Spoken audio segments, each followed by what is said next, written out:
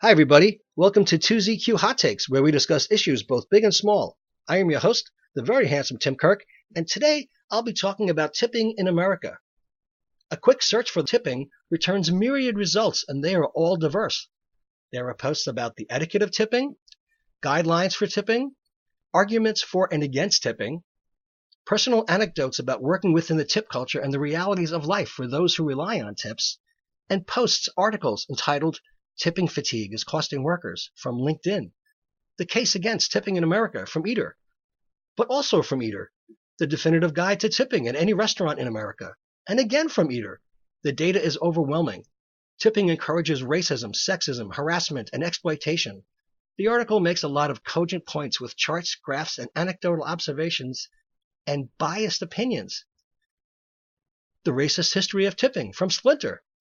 Tipping is a norm in the U.S., but it hasn't always been this way.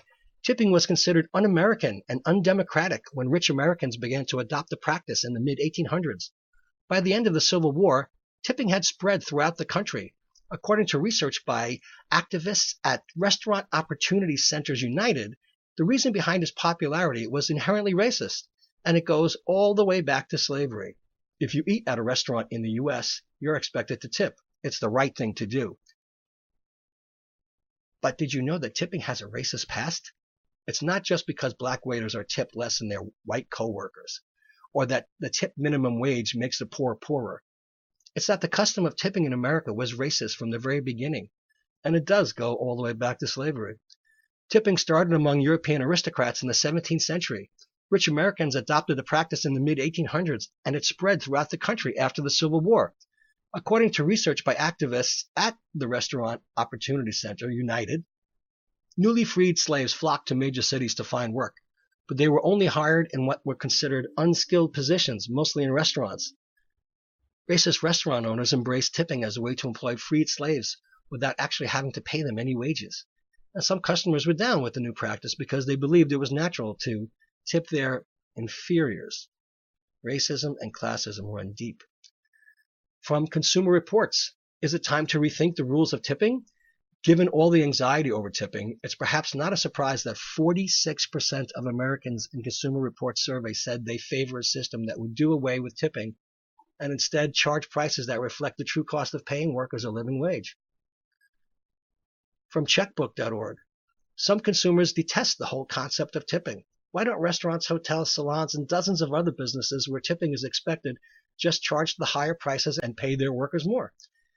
It would spare the workers the risk of having lousy days of earnings at the hands of unusual strings of tipping stiffs. And it would also spare the customers the process of deciding whether a tip is appropriate, the numbers crunching to calculate the right amount, and the often weird interpersonal dynamic that tipping creates. Anti-tipping sentiments prevailed in the U.S. at the beginning of the 20th century. Between 1909 and 1918, 7 states passed anti-tipping laws, although all of them were repealed by 1926.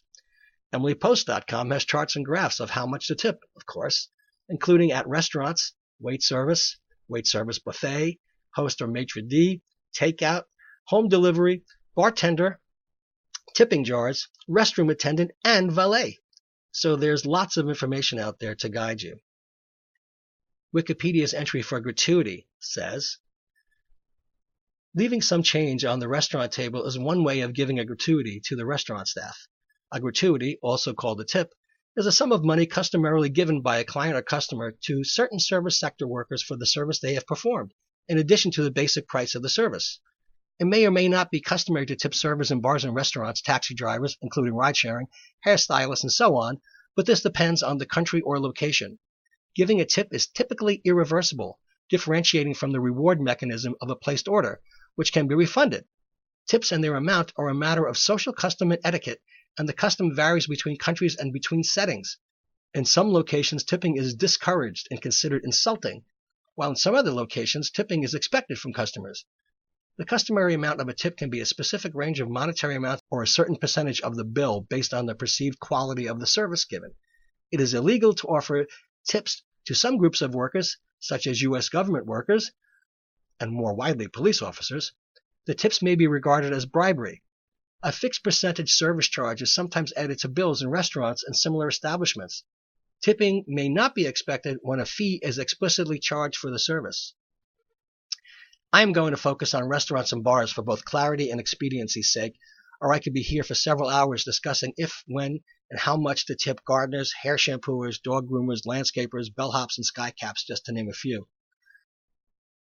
As someone who toiled in both front and back of house, that's guest, customer, dining, bar service for the front, and kitchen staff for the back of house to the uninitiated, I simply cannot be objective.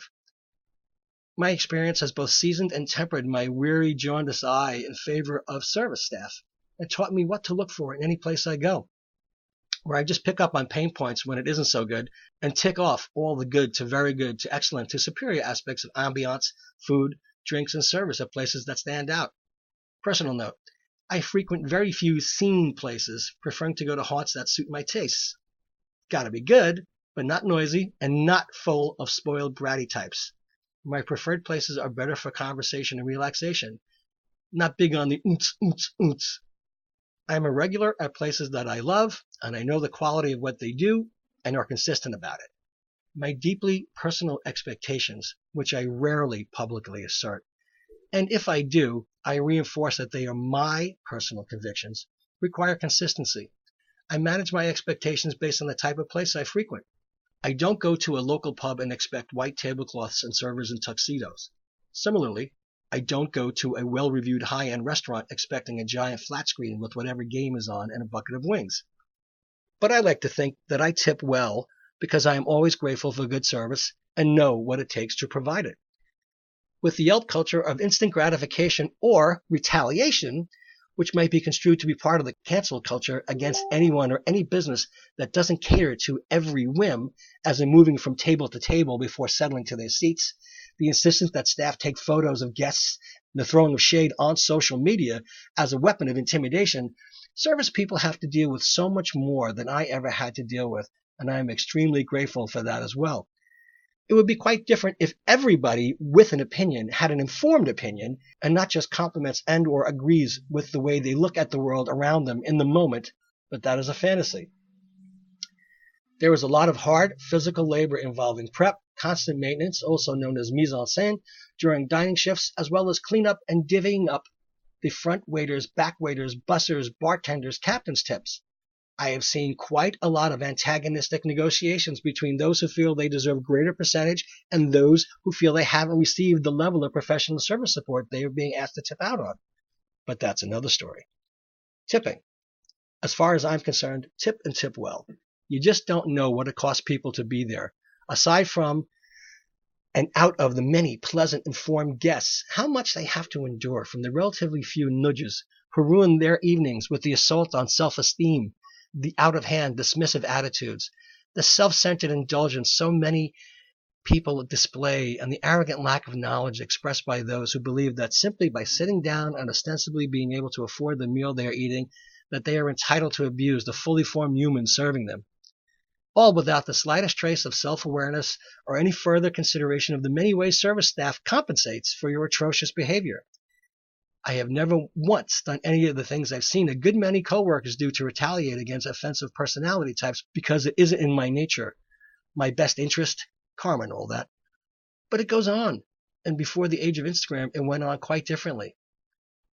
The sly subversion that also goes on informs other service staff that they have a problematic guest in the house, and they track you and keep notes on the reservation apps, the in-house computers, and between each other. I used to work with one guy who, if he felt slighted or his ego was bruised, which was often, and the guest was paying via credit card and not debit card, he would slide the card for the check with service charge included. It was a touristy but fun joint, and then do it over and over until the credit limit was reached, a temporary block until reconciliation, just to spite them without being aware until they tried to use the card later in the evening or at another place. Again, not my style and something I would never do, but other people did. Because people are people, and we are all only human, some more human than others. I worked in a diner for a week, and it was abominably, depressingly awful.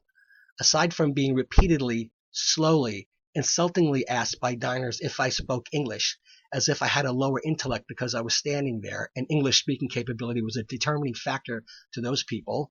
The din, the clatter, the pace, workload, tips based on paltry check amounts, and the ever-simmering mistrust between management and at least some staff was stomach-tightening, to say the least. And it definitely was not worth it at all to me anyway. After that short, hellish diversion, I was able to resume finding the best quality places to work in and make the most money I could doing it. What coworkers did to food and checks was another thing, and again, things I would never do. But please be aware that not everyone is as high-minded and ethical and enlightened as you and I are. Some are outright lowlifes who I would not trust for the blink of an eye, and I would wash my hands thoroughly after any interpersonal exchange with them because they could not be trusted with even basic hygiene. That being said, the overwhelming majority of people I have worked with have been great people with good judgment and ethical backbones, and each of them performed professionally and did their jobs very well. The honorable people also wind up covering for the lowlifes in order to save their own skin, their own reputations, and their pooled tipping amounts, and things like that. And some folks are just plain awful at their jobs, but they usually don't last too long because they mostly don't get it in numerous ways, which I won't go into. But you either get it or you don't. There was a time when I worked in the business and did some charitable work where I met with the owners and families of well-known establishments who referred to the employment pool as drunks and thieves, which of course meant that as far as they were concerned, I was lumped into as well. Excuse me. And by the way, I never took a cent that wasn't mine, and while I was doing this charitable work, I completely abstained from alcohol for several years. But I digress. I read comments on posts about the subject of tipping and wonder if the people doing so have any idea that they are living in a dream world, wondering if they have ever worked in service and tempered their beliefs with hands-on experience, because if they truly believe that the abstracts they assert reflect reality, they do live in fantasy land. There are also a great many people who are miserable, but fully believe that they are the life of the party, perfectly reasonable, possess a lovely disposition, and that they are fully qualified to be the sole arbiter of service standards, gratuities, and their unbiased judgment of others is flawless. I'm going to finish with a bit more from Wikipedia. From a theoretical economic point of view, gratuities may solve the principal agent problem, the situation in which an agent, such as server, is working for a principal, such as restaurant owner or manager, and many managers believe that tips provide incentive for greater worker effort. However, studies of the practice in America suggest that tipping is often discriminatory or arbitrary. Workers receive different levels of gratuity based on factors such as age, sex, race, hair color, and even breast size, and the size of the gratuity is found to be only very weakly related to the quality of service. In conclusion, just tip. You don't have to go crazy, but tip. Whenever anyone speaks loud enough to be heard and they attempt to justify not tipping, it isn't a turn-on. It repels people. Either don't be a cheap bastard or don't bother going out, but tip. Thanks for listening. See you next time, and as the kiddies say, peace out.